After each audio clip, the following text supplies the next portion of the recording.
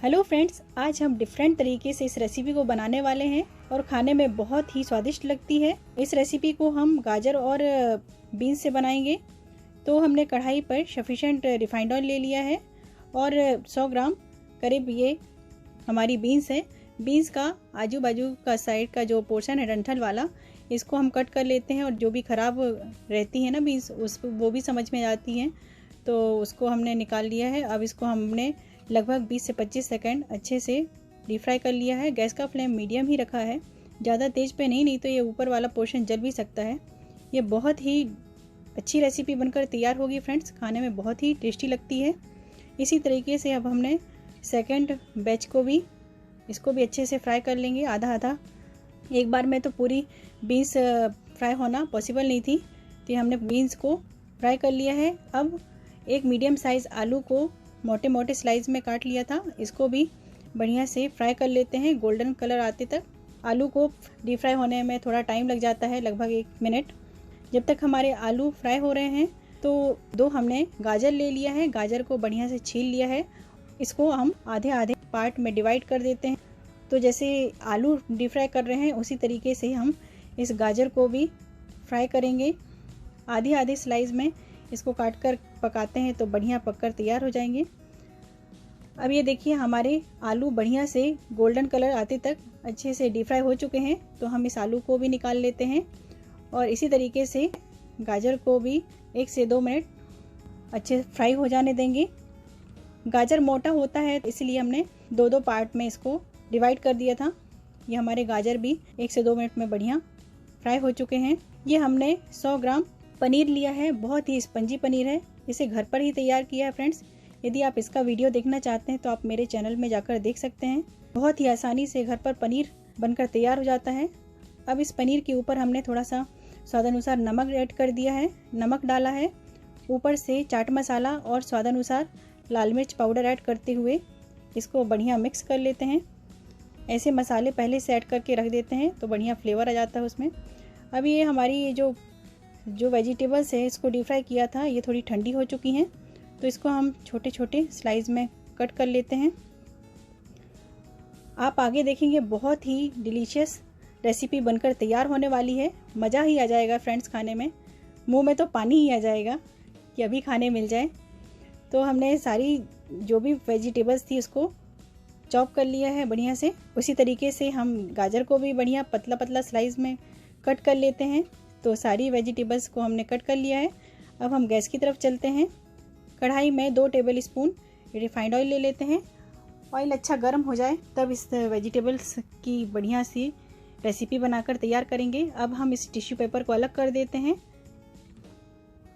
Oil गर्म हो गया, अब इसमें 1/2 टीस्पून सौंफ, 1/2 टीस्पून मस्टर्ड सीड्स, 1/2 टीस्पून जीरा ऐड कर दिया। इसको चटक जाने देते हैं और हरी मिर्च को बारीक काट कर इसमें ऐड कर देंगे। स्वादानुसार आप ऐड कर सकते हैं हरी मिर्च। ये अदरक लहसुन का पेस्ट लिया है, इसको 15 से 20 सेकंड हल्का गोल्डन ब्राउन होने तक भून लेते हैं इस मसाले को, अदरक लहसुन के पेस्ट को। ये जो एक मीडियम साइज़ प्याज लिया है, तो प्याज को बारीक काट कर इसमें ऐड कर देते हैं और इसको बढ़िया 1 से 2 मिनट गोल्डन होने तक पक जाने देंगे। और यदि आप प्याज नहीं खाते हैं तो प्याज को स्किप कर सकते हैं।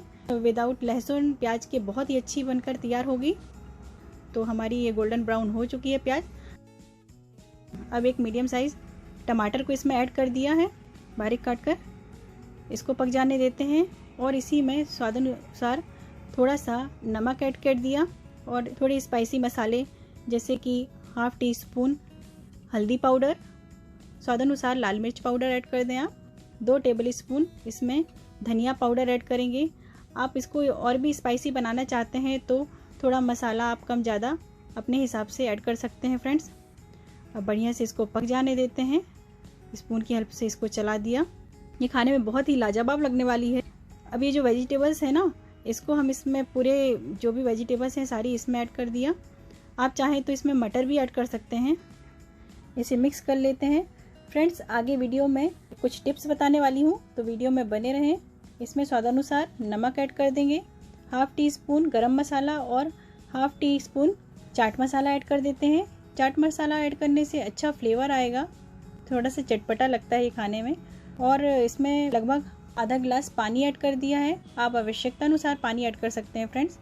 और इसमें कश्मीरी लाल मिर्च पाउडर ऐड कर दिया अच्छा कलर देने के लिए। हमने ये पनीर में सारे मसाले ऐड किया था, उस पनीर को इसमें ऐड कर देते हैं। पनीर ऐड करने से बहुत ही अच्छा टेस्ट आता है इस रेसिपी में। पनीर को अच्छे से मिक्स कर लिया है। इसमें थोड़ा सा कश्मीरी लाल मिर्च पाउडर और ऐड कर दिया है। कश्मीरी लाल मिर्च पाउडर तो वैसा तीखा होता ही नहीं है। और इसको हम ढककर 4 से 5 minute medium to slow flame पे पकाएंगे। थोड़ी देर बाद हमने इसको देखा और इसको चला दिया तो ये अच्छे से आपस में मिक्स हो गए हैं। पानी ऐड करने से ये आपस में सारे मसाले हैं बहुत ही अच्छे से मिक्स हो जाते हैं। और बस इसमें हम गार्निश के लिए हरी धनिया ऐड कर देते हैं। ये खाने में बहुत ही लाजवाब लगती है फ्रेंड्स। आप इसे पूरी पराठा के साथ खाएंगे, बहुत ही मस्त लगती है। टिप्स नंबर 1 ये है कि आप ये जो पनीर बनाया है फ्रेंड्स मैंने ये घर पर बनाया है, वो भी नींबू से। तो आप इसका वीडियो आप मेरे चैनल पर देख सकते हैं। बहुत ही आसान है इसे बनाना। ब्रेकफास्ट में आप इस नाश्ते को खा सकते हैं। आप ऐसे पनीर की स्लाइस काट लें और इसमें नमक, थोड़ा सा चाट मसाला हो तो वो ऐड कर दें। और थोड़ा स्पाइसी बनाने के लिए, चटपटा बनाने के लिए इसमें हम लाल मिर्च पाउडर ऐड कर देते हैं और इसे बढ़िया से मिक्स कर लेते हैं। फ्रेंड्स ये खाने में बहुत ही स्वादिष्ट लगता है। आप इस तरीके से खाकर देखेंगे ना तो बहुत मज़ा आएगा। इसे बड़े से लेकर बच्चे सभी बहुत पसंद करते हैं। तो इस तरीके से आप मॉर्निंग में खा सकते हैं, किसी भी टाइम जब भी आप खाना चाहते हैं।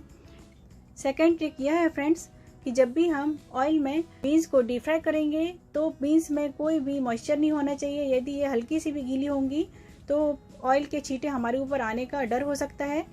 और जब भी हम बीन्स को डीप फ्राई करेंगे तो उसके पहले ये जो ऊपर और नीचे का बीन्स का पोर्शन है, ये डंठल वाला, इसको हम कट कर लेंगे।